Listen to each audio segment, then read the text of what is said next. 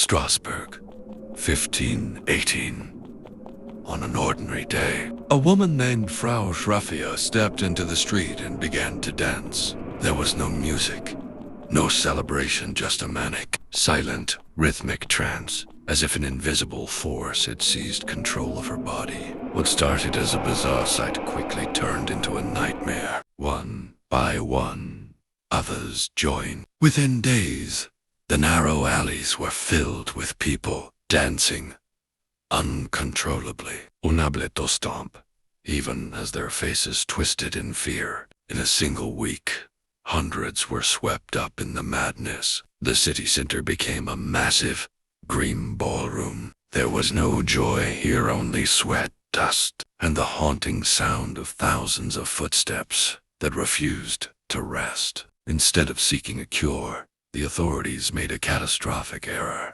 They hired musicians and built stages, believing that if the people just kept dancing, the fever would break. It was like throwing gasoline onto a wildfire. The human body has its limits. Hearts began to fail, and bones began to snap. People were dancing until they collapsed, their eyes rolling back in exhaustion. Yet their limbs continued to twitch in a ghostly rhythm. Death became the only choreographer left. Wooden carts rolled through the squares daily, piling up bodies of those who died from strokes or sheer exhaustion. Most terrifyingly, those still alive danced right beside the dead, desperate and broken. The survivors were eventually dragged away to mountain shrines, bound in chains, and led to holy altars. They were subjected to exorcisms in a final, frantic attempt to cast out the demons of the dance.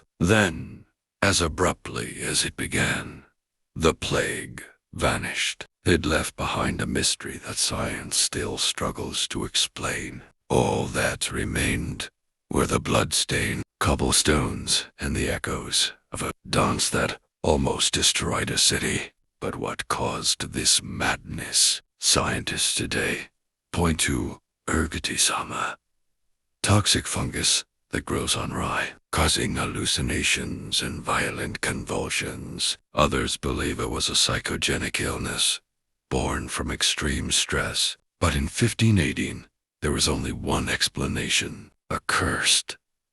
The people were convinced that St. Vita's hat struck them with a holy spell. Believe it or not, this wasn't the only time.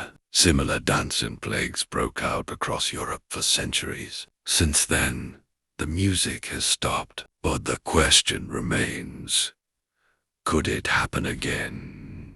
In a world of modern stress, is our mind's breaking point closer than we think? Perhaps the next plague won't be a virus, but a rhythm we just can't escape.